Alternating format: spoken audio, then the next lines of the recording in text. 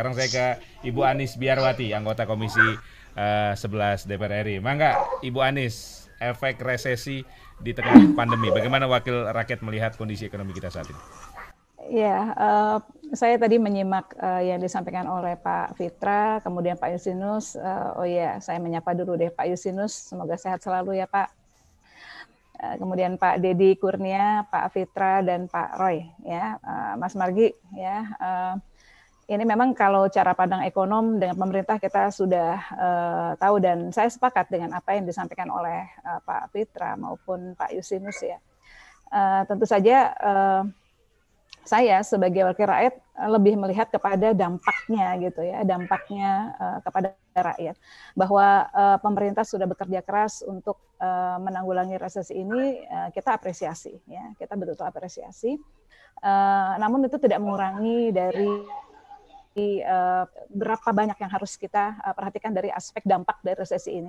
Dan memang tidak bisa dihindari, resesi ini tidak bisa dihindari. Semua negara mengalami itu, dan saya kira ini seharusnya tidak menjadi isu utama resesinya. Tetapi bagaimana kita bisa membuat resesi ini minimal masyarakat gitu ya. Karena memang tadi seperti yang Mas Bargis juga sampaikan, lonjakan pengangguran itu cukup tinggi gitu ya, pengangguran. Lonjakan masyarakat miskin itu juga cukup tinggi. Ini tentu saja memerlukan kerja keras bukan hanya pemerintah tapi juga kita semua gitu.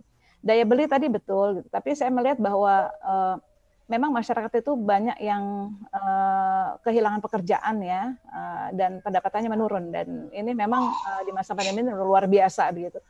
Tetapi untuk daya beli ini saya kira tidak semua masyarakat itu kehilangan daya belinya gitu. Ada sebagian ya yang masih memiliki tabungan atau memiliki pendapatan yang cukup untuk belanja, hanya mereka menahan belanjanya gitu. Kalangan menengah itu mereka masih punya tabungan atau punya uang untuk belanja, tetapi mereka menahan belanjanya. Kenapa? Karena wabah masih berlangsung, kan begitu.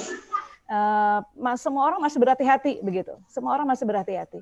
Jadi mungkin saya mengusulkan kepada pemerintah ini, saya lihat di backdropnya Pak Justinus ini ada menjaga daya beli ya, menjaga konsumsi gitu ya.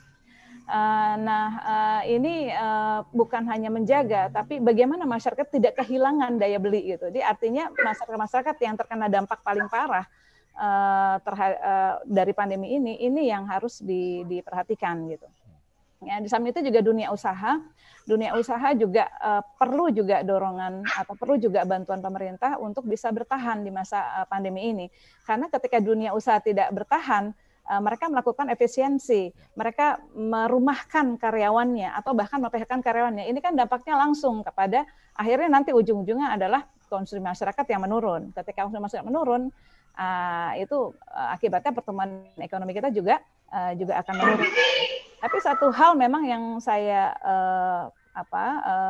sampaikan nih, ada Pak Yusinus di sini. Ini memang kita kan terlalu bertumpu kepada konsumsi ya Pak Yusinus ya. Kontribusi konsumsi terhadap pertumbuhan ekonomi itu 57%. Jadi ketika konsumsinya rumah tangga ini anjlok, ini kan otomatis yang lain juga terbawa. Belanja pemerintah itu nggak sampai 10% kontribusinya. Ya, dan ini tentu saja kalau belanjanya tidak sampai 10%, ini kan ekspansi pemerintah menjadi sulit gitu, melakukan hal-hal yang untuk ekspansi menjadi sulit gitu. Jadi dan serapan walaupun di kuartal ketiga ini menurut BPS belanja pemerintah itu positif, tapi belum cukup gitu untuk melakukan ekspansi dalam rangka mendorong konsumsi masyarakat, mendorong investasi itu untuk ini. Investasi kita juga kecil gitu. Jadi di saat sekarang ini mendorong konsumsi masih sulit ya, karena sebagian masyarakat menahan belanja, sebagian lagi kehilangan justru daya belinya. Investasi juga masih wait and see begitu ya, karena global juga belum membaik, sementara ekspor impor juga belum bisa digesa. Jadi yang paling realistis menurut saya itu bagaimana masyarakat pemerintah bisa membantu masyarakat ya untuk bersiap menghadapi resesi selama pandemi.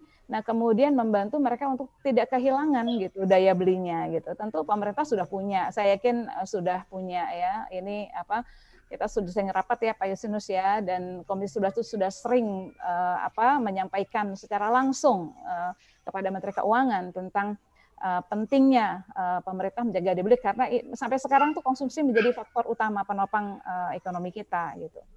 Ke depan mungkin perlu ada hal-hal yang lain ya. Belanja pemerintah perlu didorong sehingga kontribusinya tidak hanya segitu-segitu aja begitu ya. Investasi juga saya kira sekarang ini kan masih negatif ya. Nah, mungkin ke depan bisa ditingkatkan lagi dan juga UMKM tadi disebut. UMKM ini tidak main-main, mereka tuh 99% menopang ekonomi nasional. Jadi prioritas kepada UMKM saya kira ini menjadi catatan penting untuk pemerintah. Dan serapan untuk UMKM juga kan belum dari dana pemulihan ekonomi nasional itu kan belum 100% ya, Pak Yusinus ya. Jadi banyak UMKM kita yang memang tadi Pak Fitra juga betul gitu, UMKM yang mana gitu kan, banyak UMKM yang saya maksudkan UMKM yang betul-betul itu landasannya betul-betul rakyat kita secara ekonomi, namanya juga UMKM ya, menengah kecil gitu ya, yang kecil terutama bahkan yang mikro begitu ya, yang perlu diperhatikan. Oke, baik. Ibu Anis sebagai partner pemerintah, apa yang menjadi catatan utama dari DPR terkait kebijakan atau stimulus ekonomi yang sudah dikeluarkan oleh pemerintah yang masih perlu mendapat perhatian? Ya, untuk stimulus itu kan semua terangkum di dalam program pemulihan ekonomi nasional. Jadi seluruh stimulus yang dikeluarkan pemerintah untuk penanganan pandemi itu terangkum dalam program pemulihan ekonomi nasional.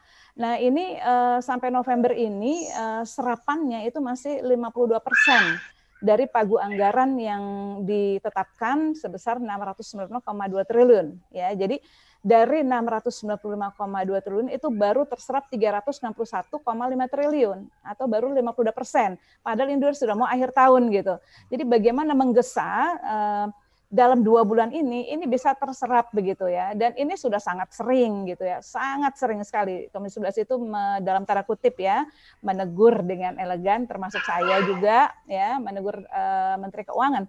Ini bagaimana ceritanya serapannya itu sangat rendah. Sampai akhir bulan itu masih 50% gitu. Berarti kan masih ada sekitar 300 lebih triliun yang mengendap gitu, yang tidak sampai ke masyarakat.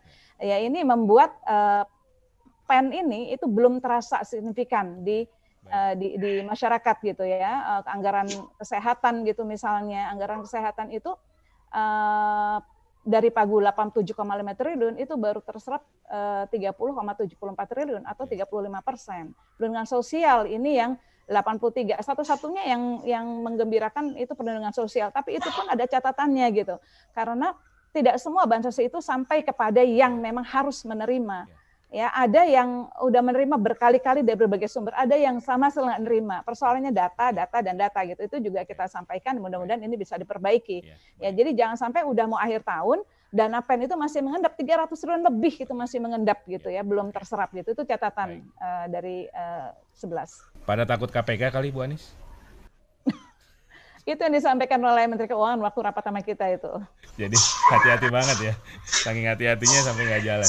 Baik, nah soal tadi disinggung bansos ya, ini kan ada desakan dari berbagai pihak bahwa agar bansos yang selama ini dalam bentuk sembako itu diberikan dalam bentuk tunai, BLT, sebagian sudah jalan. Artinya sehingga ada perputaran ekonomi di lokal wilayah masing-masing. Kalau selama ini tentu saja kan kayaknya yang banyak menikmati vendor-vendor kementerian ya. Nah bagaimana menurut Ibu Anis? Ya, BLT, bantuan langsung tunai itu saya kira baik untuk era sekarang gitu, karena paling tidak masyarakat itu membutuhkan dana langsung ya untuk mereka bisa berusaha paling tidak. Beberapa pemerintah sudah menggelontorkan restrukturisasi kredit, tapi ini kan belum berjalan dengan maksimal ya, sehingga memang BLT itu diperlukan untuk masyarakat bisa membangun kembali usahanya ya, dan kemudian dengan begitu kan ekonomi bisa berputar kembali gitu. Jadi saya bahkan sebelum ada pemerintah melakukan PEN, saya juga mengusulkan bahwa di pandemi ini BLT itu harus digelontorkan oleh pemerintah untuk membantu masyarakat berusaha kembali, terutama mereka-mereka yang tapi jangan sampai salah sasaran gitu catatannya gitu ya, jangan sampai salah sasaran, jangan sampai salah sasaran. BLT itu bagus tapi harus tepat sasaran. Orang-orang yang terkena PHK ya, yang jumlahnya Kadin tuh mencatat sekitar 3 jutaan yang kehilangan pekerjaan. Nah itu yang harus menjadi prioritas untuk diberikan bantuan BLT supaya apa? Mereka bisa menggerakkan usahanya kembali.